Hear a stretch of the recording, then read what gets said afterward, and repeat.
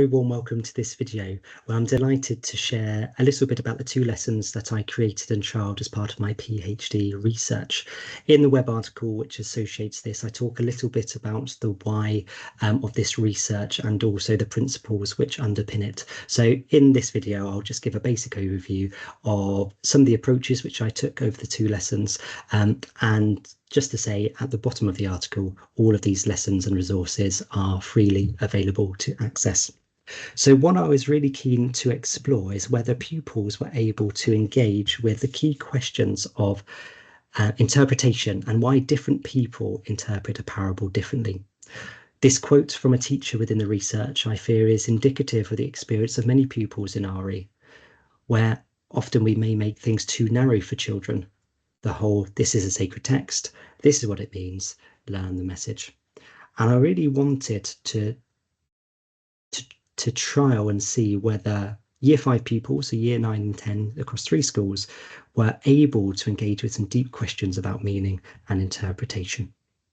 So one of the first things that I did after we considered pupils' initial ideas about the parable of the Good Samaritan, and we considered what a parable is, and we arrived at that shared understanding, was for pupils to develop a familiarity with the text. So I read the entirety of the parable of the Good Samaritan to the class first, and then invited them independently to read it through twice independently. And in doing so, I invited them to engage with up to 3 questions. What stood out for them in this parable? Are there any parts that don't add up or make sense, or why not? And what information might help us to understand this text more? Not only did this help pupils to develop a familiarity of the text and what was going on and what was involved and how things were connected, but also to help pupils themselves bring out some of that vocabulary which are important to unpick within this text, such as Samaritan, Jericho, Jerusalem, priest, Levite, and we did so.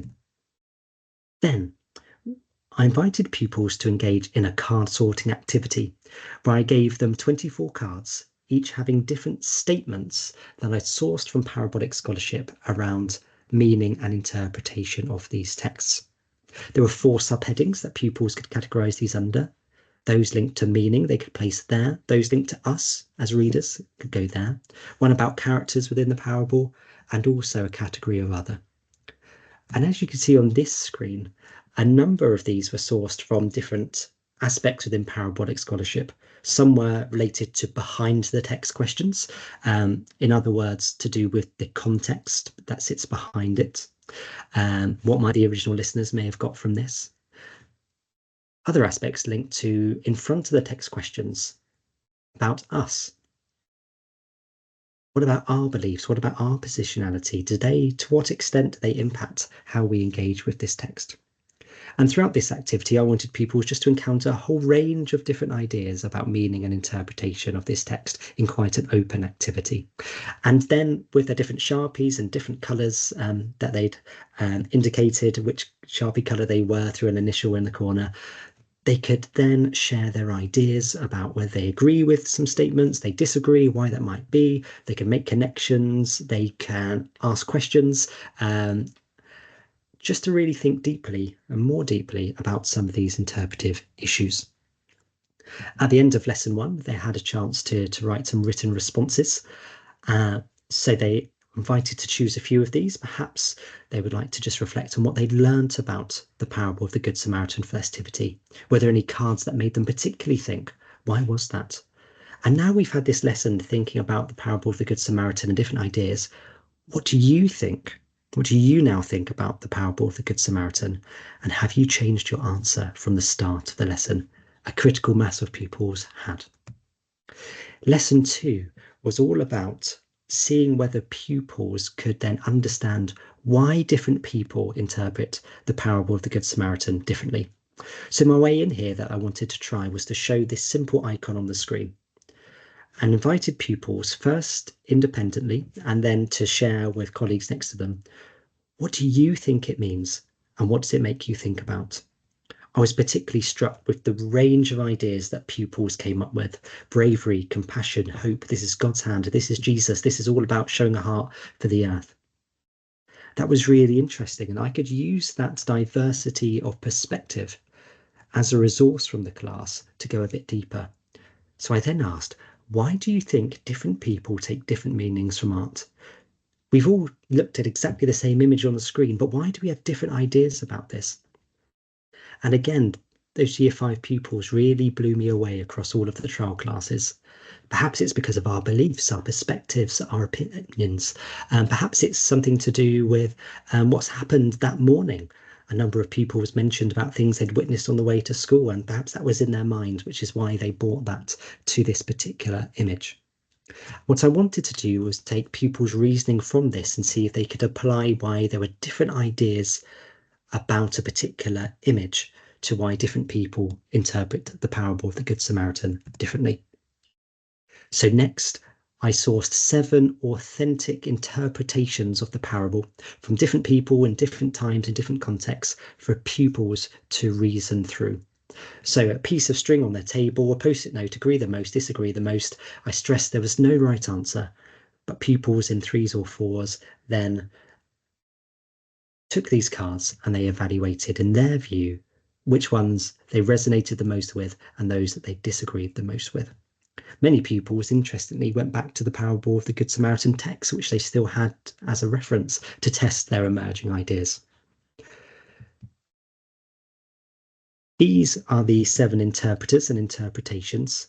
At this stage, they didn't have knowledge of those interpreters, but you can see there's different individuals from different times and different places. And after they'd done their evaluating of agree the most, disagree the most, pupils in their groups then went around the room to see these interpreters with some basic information about who they were and their context. They went around once just reading all of the 7 interpreter profiles, and then they were invited to think which interpreter came up with which interpretation. Again, I stressed it wasn't so important that they got the right answer, but they were thinking deeply and justifying they'd chosen what. So they went around and they ripped off the name tag of each interpreter, and with a paperclip, they stuck it next to the interpretation that they think it matched to. After this, we thought deeply about what we could learn about the interpretation of the Good Samaritan from this activity. What do you think has led to different interpretations? Why do you think different people interpret the parable differently? And can we be completely certain about what we matched, why or why not? Pupils then put their views down and their ideas about why different people might interpret the parable differently in some written work, which I then took away and analysed. And I was really struck with the diverse views that pupils were coming forward with. Lots of different ideas about why they think different people interpret the parable of the Good Samaritan differently. This hasn't been found before in formal research. I was really delighted that these pupils across the 3 trial sites could think deeply. So here are some of my key takeaways. With the right support, space, pedagogies and resources, upper key stage 2 pupils can certainly engage in deep hermeneutical interpretive thinking around a sacred text. And in fact, they deeply valued the opportunity to do so. Quite often they said to me that too often that wasn't given, that inquiries into sacred texts were too narrow. But the fact that they could give their own thoughts, their own ideas, their own opinions was really valued, and they had space to do so. The fact that primary pupils were able to engage in this level of thinking challenges the view that this is only for secondary students only. I think it raises some really interesting questions about what secondary age pupils would be able to do, and also what primary pupils can engage with in terms of these deep hermeneutical ideas.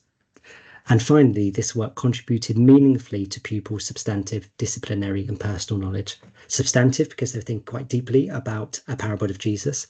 Disciplinary because pupils were pondering the questions that many within parabolic scholarship are doing so and have done so, using the tools of sacred text inquiry and hermeneutics to ponder through meaning and interpretation.